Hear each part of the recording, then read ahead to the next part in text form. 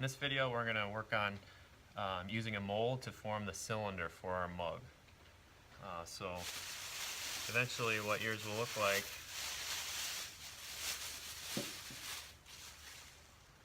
will be something like this, like I've shown you before.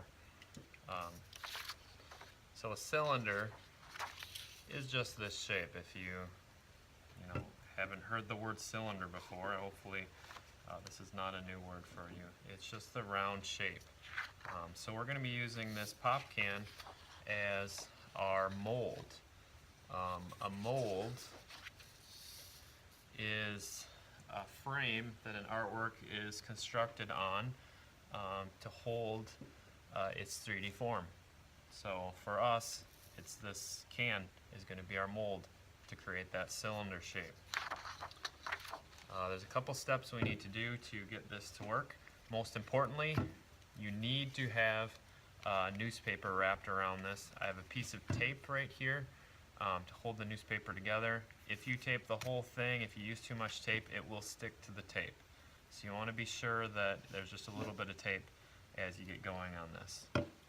So over here I have my slab with the texture on it. I would probably do the texture before you roll it onto your can, so that you don't have to do it while it's in a 3D state. It's easier to do it when everything's flat. You can get it exactly how you want it, and then worry about the 3D form after that. So I need to get this flipped around so that I can roll it around the can.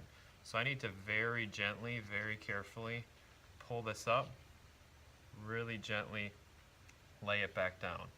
I'm not, squishing the clay. I'm really careful when I lift that up so that I don't squish any of that great texture or ruin the nice rectangular shape that I have.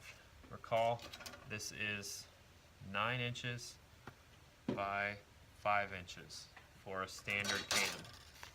Next step is to take my can, go to one side, and I'm going to make sure that the bottom edge right here hits up against the bottom edge of the can. That's what I need to be careful of. So this bottom here is right with it, and I want to make sure I roll it nice and straight so that bottom edge stays true to that. Then I'm just going to pull up with my thumbs on the bottom and really gently roll it to go around the can. And it should fit the way that I need it to. And then I'm going to tip it up. And there I have it. You got to be really careful that you don't mess up the nice texture that you created on your can. So then I'm just going to peel this one end away a little bit like this, because it should be a little bit longer than the can, so that I can cut it so it fits nicely. So hopefully you can see that edge is just pulled away just a little bit. Everything else is tight around the can. At this stage, I need to do what's called a bevel cut. So I'll show you what a bevel cut is. A bevel cut is a cut that's at an angle. Rather than being straight down like a 90-degree cut, a bevel cut is turned just slightly. Here you can see it's cut just slightly. We're going to bevel cut. Let's see if I can show you. It's hard to illustrate. We're going to bevel cut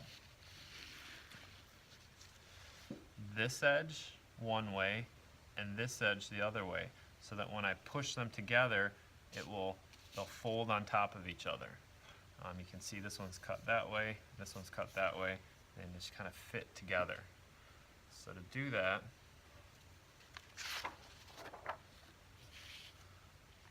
I'm going to very carefully do this while it's straight up and down. I would not roll it on its edge. You're going to have difficulty because you're going to smush the thickness of your clay. So I'm doing this while it's standing up, and I pulled this side out a bit, and the first cut I'm going to make is a bevel that goes this way. Hopefully you can see that. It will cut it like that. Instead of being straight, I've turned it so that it's going to cut it like this. And I'm just going to hold the top a little bit because the can butts in there. And I need to turn this just a little bit, and I'm gonna go as straight as I can. Eventually I can push right against the can to make this cut. Like that. There's my first angle cut, you could call it. It's beveled just slightly. Hopefully you can see that cut on the top there. It's not straight, it's bevel cut. Then I'm going to check and see if I'm going to have enough clay, which I will. You can see it's overlapping just a little bit. And I need to gauge, you know, yours will be different. I need to gauge where I'm going to cut it. My next cut is going to be like that. I'll hold that up to the screen so you can see. You can see that next cut right here. I'm also going to bevel. It's at an angle. So I'll bevel that whole thing and I'll cut it at that angle. So to do that, I'll do the same thing.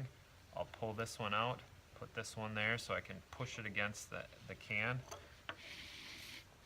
So this other side that I just bevel cut, I pulled out. Now I'm going to use you could use a needle tool or a fettling knife. It's up to you. And I'm going to try and cut it nice and straight.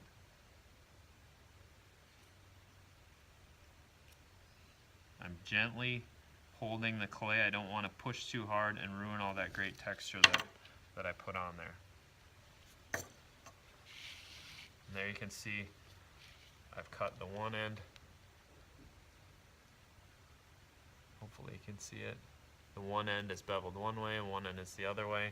That way, when I join them together, they will just fold on top like that. That's a stronger cut than doing a 90-degree cut because there's more surface area to join when I do it this way. Alright, not quite done yet. I can't just squish these together, it will not stick. Clay needs to be bound together, it needs to be welded together. To do that, I need to use a technique many of you are familiar with. Slipping and scoring. Some people call it scratching and slipping. There's different terms, but this is a key point. Make sure that you join things by scoring and slipping. If you do not, it will not stay together. Your seam will open up and you will have a mug that has a leak right down the edge. So make sure that you slip and score them really well. So first I'm going to score it. Scoring is making lots of tiny grooves in the edge of the clay. And that's the first step. I need to do that on both sides. That way when they come together, it will be sort of like fingers crossing. All these little grooves will interweave together. And you want to make sure you score this deep enough. So to do that, I'll try and tilt this so you can see it. Pull it back. I can take just about any tool that's sharp and really go in there and cut into that. It's better to do this too much than too little, because if you don't do it enough, it will not stay. So I'm really going in there. I'm going both ways. I'm going all directions. I'm going somewhat deep. So there's lots of little teeth that'll eventually hook into this side. Now I got to do it to the other side too. So I'm just going to unroll this for a second. Try not to push on this clay. And on this side, I'll do the same thing. I'll score it really well.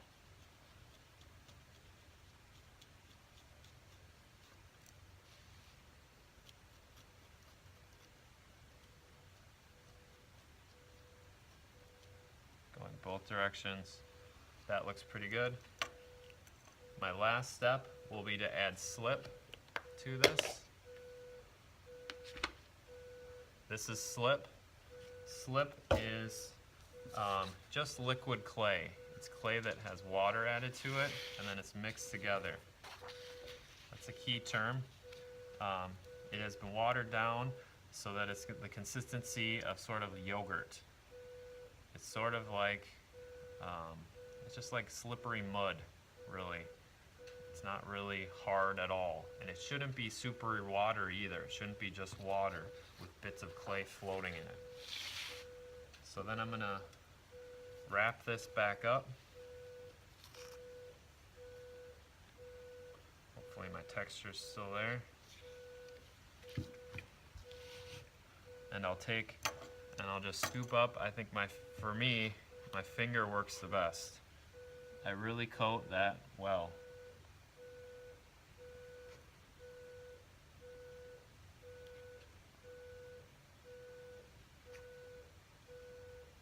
I'm going to do it on both sides. It's better to do this too much than too little. So I'm just going to add some here. Scoop some up. Really get that coated and slip. You know you're doing it right when it squishes out. If it doesn't squish out, you probably did it wrong. Now my hand is all covered in this. I would clean this off before I actually squish it together. So I'm just going to take a paper towel, clean that finger off, and then I'm going to squish it together.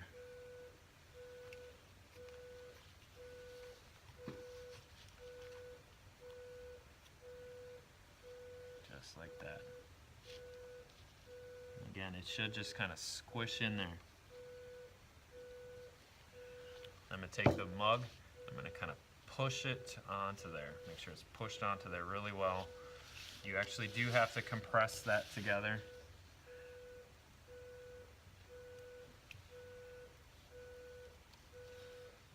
And I'll just clean it up. And there's my seam. It should be joined really well now. And that's how you form a cylinder using a can as a mold. At this point, if you need to come back and fix some of your texture, like I lost a little bit of my texture by handling it, I can easily do that, and I have all these guidelines to fix my texture. So I can come back in with my colored pencil and put some of that texture in. Again, I don't want to push too hard, otherwise it will poke through.